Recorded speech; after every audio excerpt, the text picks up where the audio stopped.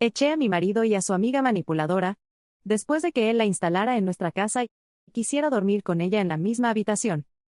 Tengo 28 años, mi marido tiene 30. Llevamos 4 años casados. Nos casamos después de 3 años de relación. Todo en nuestra relación estaba bien, excepto una cosa. Su vínculo extremadamente cercano. Con su mejor amiga. Su mejor amiga, como él la llama, es su vecina de la infancia. Siempre estuvieron juntos. La llamaré Clara. Clara y mi marido fueron al mismo jardín de infancia, a la misma escuela primaria, secundaria y preparatoria. Incluso ingresaron al mismo instituto, aunque a facultades distintas. Fueron inseparables desde la infancia, y ni siquiera puedo olvidarlo, porque ellos lo recuerdan constantemente, en cualquier ocasión conveniente. Solo se distanciaron cuando empezaron a trabajar.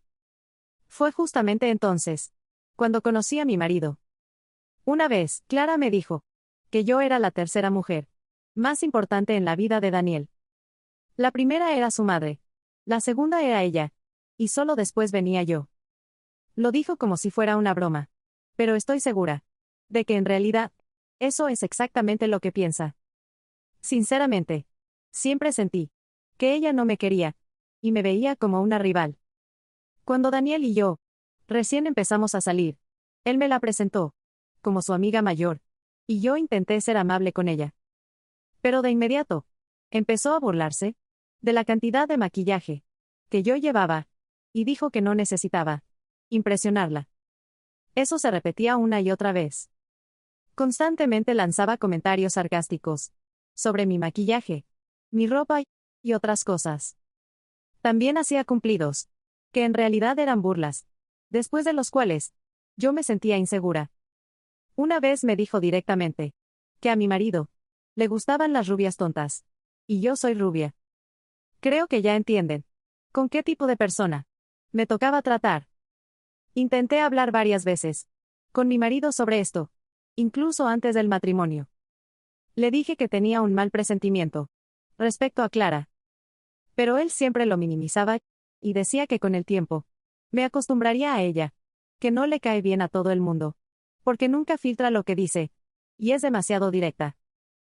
Para la mayoría de las mujeres. Probablemente, el hecho de que mi marido rebajara a otras personas para que ella pareciera mejor, debería haberme alertado.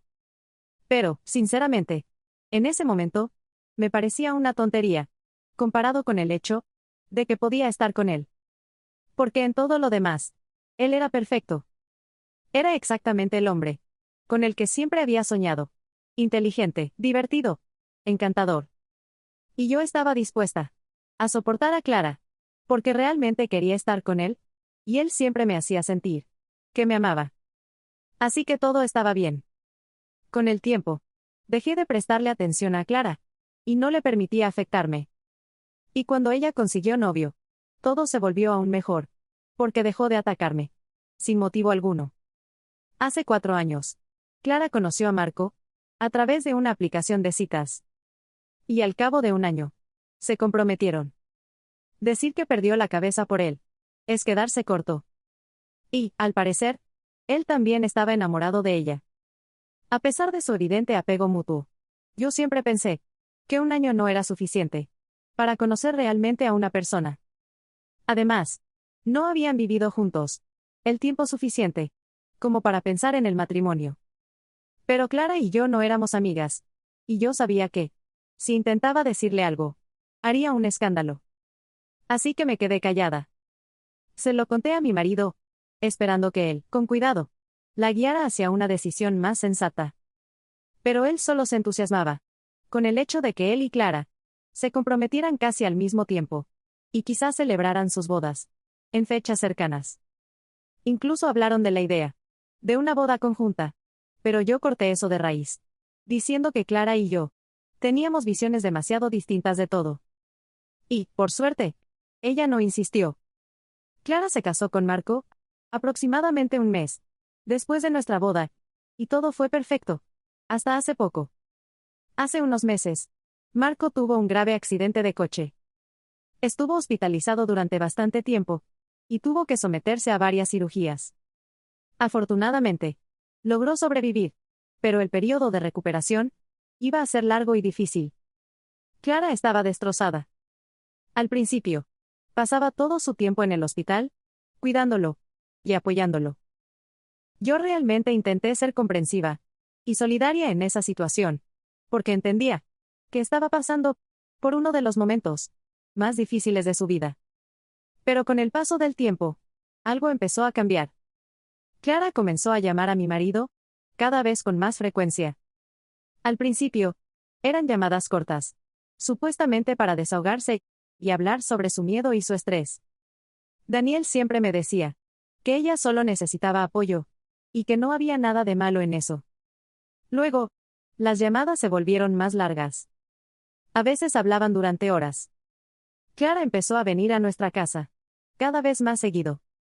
Decía que no podía quedarse sola en su apartamento, porque todo le recordaba a Marco, y eso le rompía el corazón. Yo trataba de ser paciente. Le ofrecía té, la escuchaba, intentaba ayudarla, de cualquier manera posible. Pero poco a poco, empecé a sentir que yo ya no existía. Cuando Clara estaba en nuestra casa, ella y Daniel hablaban sin parar, recordaban su infancia, se reían de bromas que solo ellos entendían. Yo me sentía como una extraña en mi propia casa.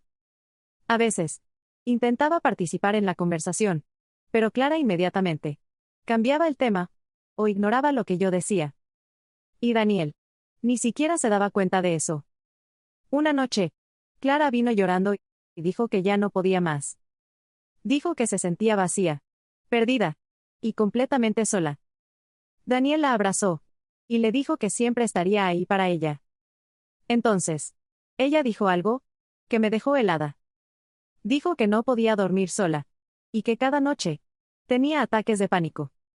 Daniel la miró con una expresión de preocupación profunda y dijo que no podía dejarla en ese estado. Fue entonces cuando propuso que Clara se quedara a vivir con nosotros por un tiempo. Yo me quedé en silencio. No sabía qué decir. Por un lado, me sentía culpable por siquiera pensar que eso podía ser una mala idea. Pero por otro lado, todo dentro de mí gritaba que esto iba a terminar mal. Daniel me prometió que sería solo por unos días, hasta que Clara se sintiera un poco mejor. Dijo que Marco todavía estaría en el hospital y que ella no tenía a nadie más. Después de una larga conversación, acepté. Me dije a mí misma que solo era temporal y que debía ser empática. Clara se mudó a nuestra casa al día siguiente. Desde el primer día, empezó a comportarse como si ese fuera su hogar. Ocupó el sofá, llenó el baño con sus cosas y reorganizó la cocina, porque así era más cómodo. Daniel no decía nada. Yo me sentía cada vez más incómoda. Pero lo peor aún estaba por venir. Después de unos días, noté que Clara no tenía ninguna prisa por irse. Cada vez que mencionaba que quizá pronto se sentiría mejor para volver a su apartamento, ella empezaba a llorar y decía que aún no estaba lista. Daniel siempre se ponía de su lado. Decía que yo no entendía por lo que ella estaba pasando y que debía tener un poco más de compasión. Poco a poco, empecé a sentir que yo era la intrusa. Clara y Daniel pasaban cada vez más tiempo juntos. Veían películas hasta tarde. Preparaban la cena juntos. Y hablaban en voz baja, cuando pensaban que yo no los escuchaba. A veces, cuando entraba en la habitación, el silencio se volvía incómodo. Una noche, cuando ya me estaba preparando para ir a dormir, Daniel me dijo que necesitaba hablar conmigo. Me explicó que Clara estaba teniendo ataques de pánico muy fuertes por la noche y que no podía dormir sola. Dijo que había estado pensando en una solución para ayudarla a sentirse segura. Entonces dijo algo que jamás olvidaré. Propuso que Clara durmiera en nuestra habitación, en el suelo, porque así se sentiría protegida y no estaría sola. Sentí como si el suelo se abriera bajo mis pies. Le dije inmediatamente que eso no era normal y que me hacía sentir extremadamente incómoda. Le pregunté por qué no podía dormir ¿En la habitación de invitados? ¿O en el sofá? Daniel respondió que eso no era suficiente, que ella necesitaba sentir que no estaba sola, y que él estaría ahí para tranquilizarla si tenía otro ataque de pánico. Clara, que estaba escuchando desde el pasillo, entró en la habitación con los ojos llenos de lágrimas.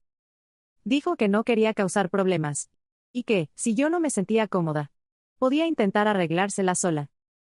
Pero lo dijo con un tono que me hizo sentir como un monstruo sin corazón. Daniel se enfadó conmigo. Dijo que yo estaba siendo egoísta, y que en un matrimonio hay que apoyarse mutuamente y ayudar a las personas que lo necesitan. Esa noche no pude dormir. Me quedé despierta, mirando al techo, preguntándome ¿en qué momento mi vida se había convertido en eso? A la mañana siguiente, tomé una decisión.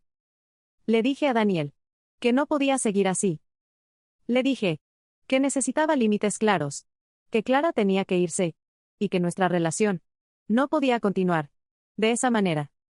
Daniel me miró como si yo fuera una completa desconocida. Dijo que no podía creer que yo le pidiera que eligiera entre su esposa y su mejor amiga. Y entonces añadió algo que me rompió por dentro. Dijo que Clara siempre había estado ahí para él, mucho antes de que yo apareciera, y que no podía abandonarla ahora. En ese momento, supe que ya había perdido. Unos días después de esa conversación, finalmente decidí responder al último mensaje que Daniel me había enviado. Le dije que había pensado todo con calma y que mantenía mi decisión. Le expliqué que no creía que lo que él proponía fuera algo normal, sin importar cómo intentara justificarlo. Le recordé que nunca le prohibí apoyar a Clara, ayudarla o estar ahí para ella, emocionalmente. Pero querer dormir en la misma habitación con ella, sabiendo perfectamente lo incómoda que eso me hacía sentir, cruzaba absolutamente todos los límites posibles. Le dije que el matrimonio significa respetar los sentimientos de tu pareja y que él claramente no lo había hecho. Respondió casi de inmediato. Dijo que yo estaba exagerando otra vez y que estaba destruyendo nuestra familia. Por nada. Afirmó que estaba dejando que mis celos arruinaran todo lo que habíamos construido juntos. Y luego añadió algo que finalmente me abrió los ojos. Dijo que Clara siempre lo había entendido mejor que yo, que ella nunca lo presionaba, nunca le exigía explicaciones, y nunca lo obligaba a elegir. En ese momento, todo se volvió absolutamente claro para mí. Porque si realmente la hubiera visto solo como una hermana, nunca nos habría comparado de esa manera. Le respondí que, si Clara lo entendía tan bien, entonces debería quedarse con ella. Le deseé felicidad, y le pedí que no volviera a contactarme jamás. Después de eso, bloqueé ese número también. El proceso de divorcio comenzó poco después. No fue fácil. Intentó varias veces más ponerse en contacto conmigo, a través de amigos y familiares, pero me negué a comunicarme. Con el tiempo, dejaron de insistir. Unos meses más tarde, me encontré accidentalmente con una de nuestras amigas en común. Ella me contó que mi exmarido y Clara ahora vivían juntos. Oficialmente, seguían siendo solo amigos. Pero, sinceramente, no sentí absolutamente nada cuando escuché eso. Ni rabia, ni dolor, ni arrepentimiento. Solo alivio. Ahora, mirando atrás, entiendo que hice lo correcto. Aprendí una lección importante. Si algo se siente mal, probablemente lo esté. Y ninguna cantidad de explicaciones puede justificar cruzar límites en una relación. Así que, para cualquiera que pueda encontrarse en una situación similar, confía en ti misma. Tus sentimientos importan.